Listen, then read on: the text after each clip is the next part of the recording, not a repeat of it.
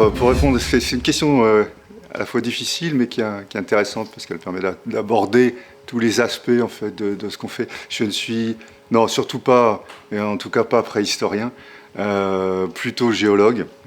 Et effectivement, quand on dit quaternariste, oui, parce que c'est une discipline de la géologie, un peu comme on serait un spécialiste en médecine de telle ou telle partie du corps humain. Voilà, donc moi je suis au départ quelqu'un qui est venu à l'archéologie, etc., via la géologie, parce que c'est d'abord la passion pour la géologie qui m'a fait à un moment donné rencontrer des gens qui font de l'archéologie. Je commence à rentrer un petit peu dans cet environnement, mais bien longtemps avant, ce qui a été un peu le déclencheur, c'est surtout la découverte. Hein, et la découverte sur le terrain. La découverte sur le terrain, c'était finalement les fossiles. C'est-à-dire d'abord, quand on est enfant, je sais pas, je devais avoir 8 ou 10 ans au grand maximum, donc découvrir donc, des fossiles voilà, sur le terrain, dans les champs ou ailleurs, etc. Et ça, c'est le premier élément qui fait qu'à un moment donné, on commence à rêver, à réfléchir autour de ces fossiles, des traces de vie disparues. Et c'est comme ça, finalement, que voilà, cette idée de la géologie est venue. Et ça a été quelque chose qui a été vraiment renforcé par une rencontre, par plein de rencontres, mais une première rencontre en classe de 6e avec un professeur de sciences naturelles. J'oublie beaucoup de noms, mais celui-là je me rappelle, c'est monsieur Maudret, je me rappelle très bien, qui nous avait qui avait monté un club de géologie auquel on pouvait participer après les cours et qui organisait des sorties sur le terrain le week-end. Voilà. Donc c'était déjà, et je pense que c'est vraiment à un moment donné, vraiment grâce à lui que à ce moment-là j'ai vraiment pu développer cette passion, donc passer beaucoup de temps finalement à chercher. Et chercher à découvrir, je pense que pour moi le plus important est là, et c'est pour ça que je fais beaucoup de terrain, je continue à faire du terrain, parce que c'est pour moi voilà, la base, le fondement de ma passion est là. Et puis donc l'archéologie est venue, je dirais un peu tout naturellement en parallèle, puisque encore une fois, dans le parcours scolaire finalement, à un moment donné, on a été amené à faire des prospections, à chercher dans les champs des silex taillés. Donc finalement, là on passe des traces de vie fossile à des traces finalement d'activité, des objets taillés par l'homme. Donc évidemment c'est différent, on n'est plus dans la paléontologie, mais il y a quand même un parallèle qu'on peut faire entre les deux, puisque c'est vraiment ce qui m'a passionné aussi à ce moment-là dans l'archéologie, c'est de pouvoir découvrir, toucher des objets qui nous ramènent finalement à une histoire très très ancienne, une histoire humaine très ancienne.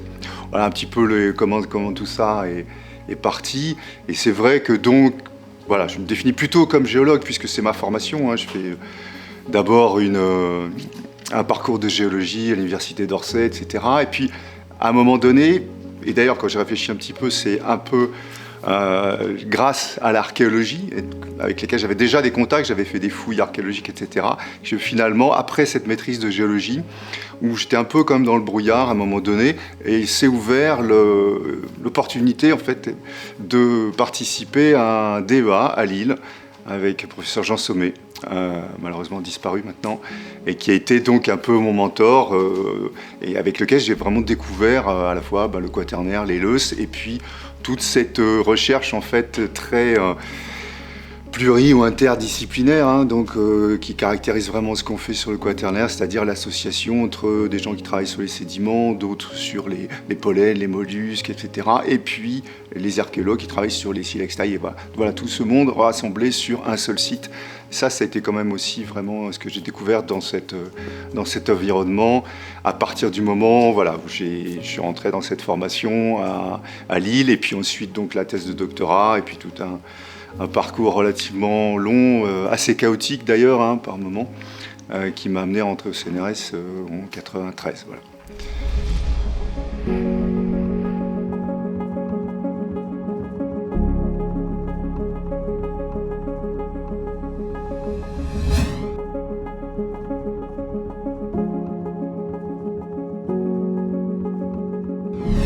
Alors la vallée de la Somme, c'est finalement une toute petite vallée, quand on compare à d'autres grands fleuves du nord-ouest de l'Europe. C'est une toute petite vallée, mais qui a une importance énorme, puisque c'est dans cette vallée que l'on a commencé à mettre en évidence des traces d'occupation humaine, hein, finalement. Donc les premières questions qui ont été posées donc dès les années 1850, 1840, 1850, surtout avec les précurseurs, des gens comme donc Boucher de Perthes, qui est bien connu. Hein, tout ça s'est passé dans la vallée de la Somme. Et pour moi, c'est extrêmement important parce que dès le début, finalement, les travaux de Boucher de Perthes, hein, qui était quelqu'un de, je pense, qui pourrait passer pour un illuminé, hein, qui avait quand même des idées extrêmement originales, était aussi quelqu'un qui avait aussi une grande rigueur, paradoxalement, scientifique, et qui travaillait, qui a compris dès le début qu'il fallait travailler avec une approche de géologie. Et donc il a convoqué donc des géologues à travailler sur les sites dans lesquels lui découvrait des objets taillés en silex qui manifestement étaient taillés par l'homme et qui étaient associés à des restes d'animaux disparus comme les rhinocéros par exemple. Voilà, et donc c'est tout le début, dès le début de l'histoire, dans la vallée de la Somme, finalement le Quaternaire est né en même temps que la préhistoire et l'approche croisée. C'est quelque chose qui a été vraiment la signature un peu des recherches dans ce domaine. Donc évidemment, moi, quand j'ai commencé à travailler sur cette vallée au moment c'était finalement au moment du doctorat, un thèse doctorat dirigé par Jean Sommet à l'Université de Lille. Bon, tout de suite, évidemment, il y a beaucoup de questions qui sont posées, mais une des questions qui était sous-tendue, c'était aussi d'arriver à un moment donné à faire évoluer le cadre chronologique et chronostratigraphique, hein, et les reconstitutions des paléenvironnements, finalement des gisements préhistoriques de cette vallée qui est quand même référence énorme pour la préhistoire. Donc voilà un petit peu la base. Et ça m'a entraîné après, évidemment, à travailler beaucoup avec les archéologues sur cette vallée et jusqu'à un moment donné, aller jusqu'à redécouvrir, il y a en 2017, finalement, un site oublié, donc le fameux site de Moulins-Quignon, hein, qui, avec un âge à 670 000 ans, nous donne les occupations humaines les plus anciennes, au moins du nord de la France, sinon d'une bonne partie du nord-ouest de l'Europe.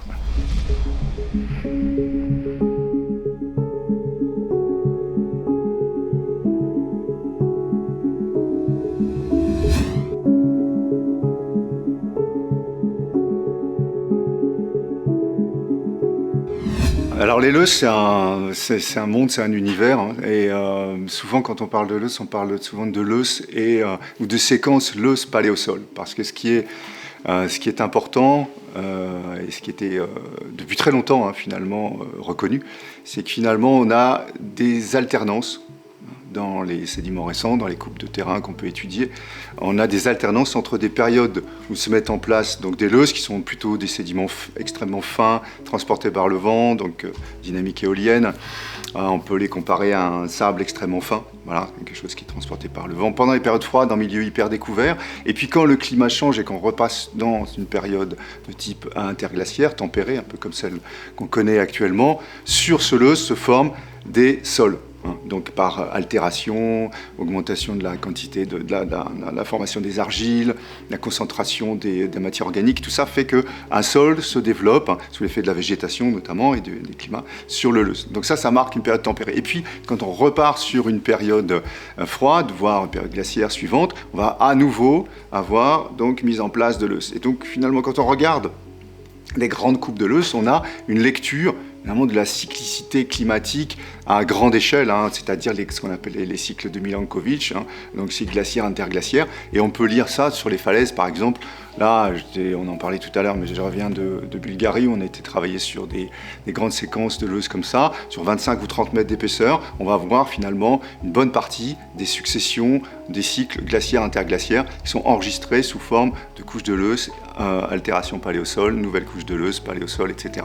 Et on a jusqu'à 6 ou 7 cycles de l'ordre de 100 000 ans qui sont enregistrés dans ces dépôts. Donc toutes les recherches qu'on a menées depuis une vingtaine d'années nous permettent maintenant de mettre en évidence dans ces dépôts de Leuze des variations climatiques extrêmement rapides, de l'ordre de quelques milliers d'années, de les dater, et donc à ce moment-là de proposer pour la préhistoire, là, il y a un cadre extrêmement précis dans lequel on va pouvoir resituer toutes les évolutions, à la fois les évolutions culturelles et puis donc les questions, par exemple, d'occupation des territoires. On a des phases pendant lesquelles on a clairement des zones qui sont abandonnées, etc. Donc on arrive à relier tout ça maintenant de manière extrêmement précise, grâce notamment des nouvelles méthodes, enfin des nouveaux supports de datation au carbone 14. Voilà. Donc avec une résolution de quelques centaines d'années, donc quelque chose qui pour nous est extrêmement précis par rapport à ce qui était existant au préalable.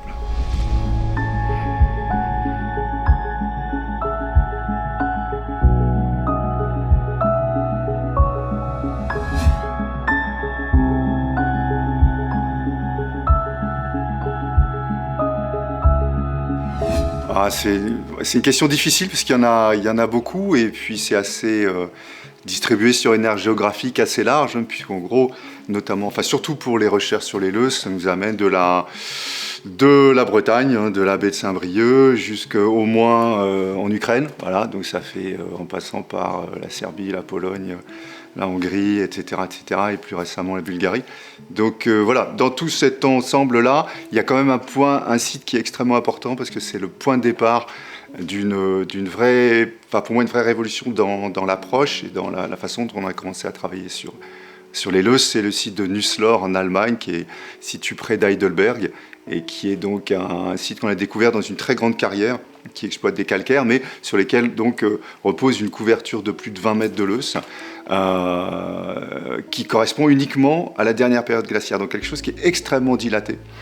Une sédimentation très rapide, avec énormément d'informations. Et c'est vrai que la première fois qu'on est allé dans cette carrière avec mon collègue Didier Rousseau, et puis donc de Montpellier, et puis Ludwig Zoller, donc, qui était notre collègue et ami allemand, qui faisait de la datation, qui nous a emmenés dans cette carrière. Ça a été effectivement en une après-midi.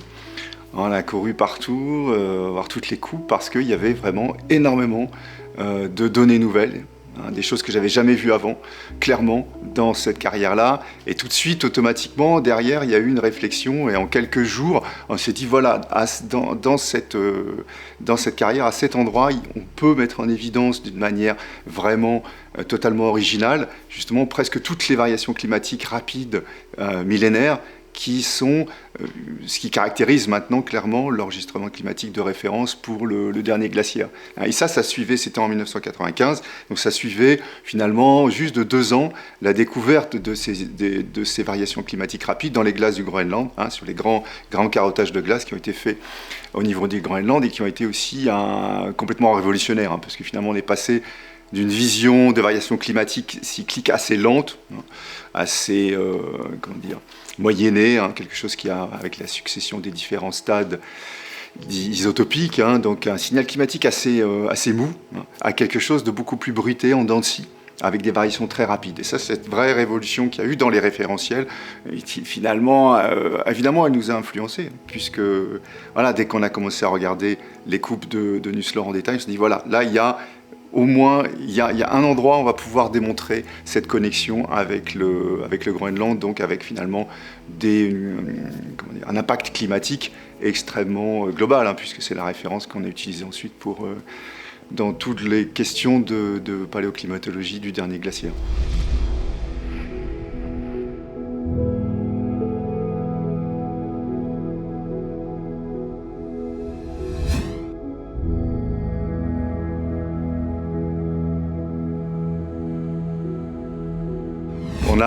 C'est vrai que jusqu'à maintenant, on a beaucoup parlé surtout des périodes froides, associées aux Leuses, aux périglaciaires, etc. Et puis donc, évidemment, on peut se poser la question de savoir ce qui se passe pendant les interglaciaires, les périodes tempérées, hein, périodes pendant lesquelles on a une remise en place de la forêt, de quelque chose de la formation des sols, donc quelque chose qui est extrêmement différent, hein. Le contraste est absolument gigantesque entre l'environnement interglaciaire et puis ces environnements périglaciaires. Et alors, pour arriver à mettre en évidence finalement ces environnements contemporains des périodes interglaciaires, et notamment de la dernière période interglaciaire qu'on appelle l'Éémien, dernière interglaciaire, dans la vallée de la Somme, c'était assez compliqué parce que finalement, l'érosion, il faut voir que dans les dépôts qui sont conservés sur les systèmes de ce qu'on appelle les terrasses, hein, donc qui correspondent à l'étagement et à l'enfoncement progressif de la vallée depuis 1 million d'années, on a des dépôts qui sont préservés mais qui correspondent à des périodes de temps assez limitées. On a énormément de processus d'érosion. Et donc souvent les dépôts interglaciaires sont érodés pendant la période glaciaire suivante. Tout ça est déménagé, on retrouve on ne retrouve plus rien. Donc c'est extrêmement rare. Et donc dans le cadre de cette question, finalement, je dis on encore parce que c'est un travail que je n'ai pas fait tout seul, j'ai fait avec Nicole Limondin, ma collègue du labo, donc, qui est spécialiste de malacologie essentiellement. On a cherché des endroits où on pouvait mettre en évidence des sédiments qui pouvaient permettre de décrire les conditions du dernier interglaciaire. Et là, finalement, alors c'est à la fois une bibliographie, mais c'est surtout après sur le terrain. On a fait toute une campagne de forage, et notamment sur le secteur de Cahors. Alors, on savait par la biblio qu'il y avait probablement quelque chose d'intéressant, mais c'était extrêmement, je dirais, mal étudié, mal calé, il n'y avait pas vraiment de publication, etc. Donc ça a été d'abord une campagne de forage. Et c'est à partir de cette campagne de forage qu'on a découvert à la fois donc, des tufs calcaires, donc des dépôts qui conservent extrêmement bien donc, toutes les faunes de mollusques et certains débris végétaux aussi. Hein. Donc à la fois ça, et puis le site archéologique qui était compris dans ces dépôts. Donc tout ça, c'est une découverte de 2002, hein, donc ça commence à faire quelques années. Et c'est sur la base de cette découverte qu'on a pu, à un moment donné, vraiment étudier en détail donc l'évolution de l'environnement, reconstituer l'évolution de l'environnement pendant le dernier interglaciaire dans la vallée de la Somme, et relier ça, à un moment donné, donc évidemment, aux occupations humaines de l'homme de Néandertal, puisque à Cahors, dès qu'on a ouvert les premiers sondages, hein, donc c'était d'abord des sondages à la foreuse, hein, des petits trous de 10 cm, là, on découvre des ossements conservés dans certains niveaux. Puis très très vite, l'année suivante, on fait deux grands puits à la pelleteuse. Et là, on découvre à la fois le site et donc tous les dépôts qui vont nous permettre de reconstituer cet environnement et de montrer que, effectivement, ce qui a déjà été dit sûrement par d'autres, notamment par mon collègue et ami Jean-Luc Loche, que effectivement l'homme de Néandertal a bien vécu pendant ce dernier interglaciaire, pendant même l'optimum climatique, donc la période la plus tempérée de cette période. On a découvert pour l'interglaciaire Rémien un nouveau site exceptionnellement bien conservé à Oisier, donc près de Douai, dans le nord ici, et ça, donc c'était une découverte fortuite en fait, hein, à l'occasion d'une opération d'archéologie qui était plutôt destiné à travailler en surface, et puis un sondage un peu plus profond à accrocher un niveau de tourbe. Et c'est donc Yann Petite qui travaillait à l'époque sur ce site. Ensuite, on est venu avec Laurent Descottes, enfin donc toute l'équipe, je dirais, habituelle aussi.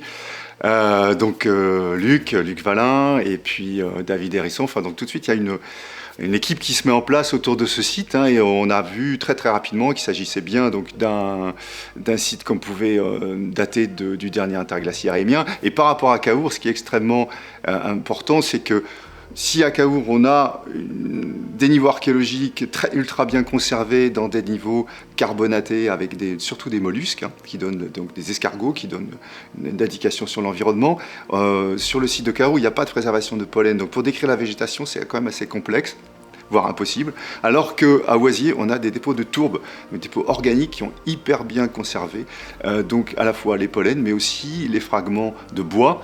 Donc on a absolument tous les restes, on peut trouver des graines, on retrouve tous les ossements, même des ossements d'oiseaux par exemple. Donc on a une conservation totalement exceptionnelle de tous les restes qui permettent à ce moment-là d'avoir une vision hyper complète de l'environnement. Et ça aussi, puisqu'on parle de site de Oisier, hein, c'est donc finalement Oisier, c'était à l'époque le remplissage d'un grand chenal à méandres dans la vallée de la Scarpe, donc un grand chenal à méandres abandonné, et donc là à un moment donné s'accumulent dans ce chenal des débris organiques, des feuilles, etc., des débris végétaux, et tout ça progressivement se compacte et se transforme en tourbe. Donc un milieu qui est hyper, qui permet une conservation extrême des restes organiques, et en parallèle vivaient aussi probablement des Néandertaliens, puisqu'on a retrouvé, alors c'est pas comme Cahors, 4 niveaux extrêmement riches, hein, c'est beaucoup plus, je dirais, dispersé, hein, mais on a quand même un niveau de silex taillé paléolithique attribuable à Néandertal, qui est connecté directement à ce niveau direct du dernier interglaciaire de Oisier.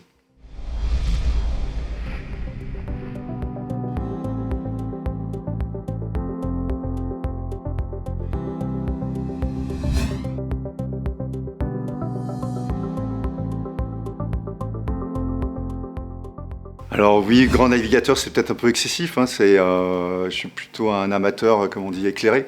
Je fais une dizaine de courses transatlantiques notamment, et gagné 2 fois la route du Rhum. Voilà, donc c'est vrai, je suis bien engagé dans ces questions de course au large. Voilà, c'est plutôt ça ce qui m'intéresse, c'est l'aventure maritime, c'est la course au large. Et ça, c'est quelque chose qui date voilà, d'il y a longtemps, parce que c'est une passion que j'ai depuis que je suis tout petit. Ça doit rester une aventure, en fait, la recherche. Hein. C'est un peu comme ça que je conçois les choses. C'est-à-dire que j'y vois, pour moi, c'est un peu la même chose. Préparer une grosse mission de terrain, préparer une transatlantique. Bon, voilà, on est un peu dans le même état d'esprit. Hein. C'est-à-dire qu'il faut monter une équipe, il faut trouver des solutions, trouver des financements, etc. Et à un moment donné, on se retrouve aussi un peu tout seul à gérer ça. Et voilà, donc c'est vraiment cet aspect, voilà, l'aventure de la course au large et finalement l'aventure de la recherche sur le terrain, c'est quelque chose qui est pas si différent que ça. Et l'un peut servir l'autre, hein, et je pense que même, voilà, la façon de fonctionner, je dirais l'expérience qu'on peut acquérir en menant des projets de course au large, par exemple, c'est quelque chose qui est, pour moi, qui était très utile aussi ensuite, pour piloter des projets, monter des opérations de terrain, etc. Et s'habituer à gérer, par exemple, des situations très complexes où il faut faire preuve de pas mal d'improvisation. Hein, il y a des capacités et des qualités, je pense, communes entre les deux environnements. Voilà. Donc je continuerai tant que ce sera possible à essayer de mener les deux de front.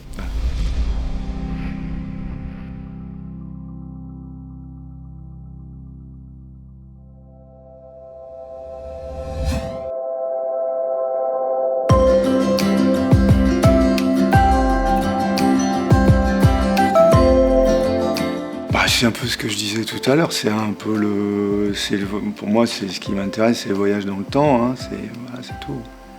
Donc c'est l'imagination, voyage dans le temps, l'imagination. Voilà.